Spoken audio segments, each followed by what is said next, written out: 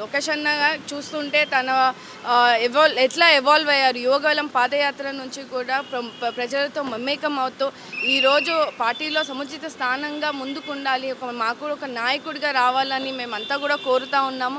రాయలసీమ వాసిగా ఖచ్చితంగా చంద్రబాబు నాయుడు గారు ఇస్తున్నటువంటి ప్రాధాన్యత, ఎందుకంటే సంస్థలు చూసుకుంటే కూడా ఎక్కువ శాతం వరకు కూడా సోలార్ ఎనర్జీ కానీ ఇవన్నిటినీ కూడా మనకి అనంతపురం జిల్లాకే తీసుకురావడం జరిగింది.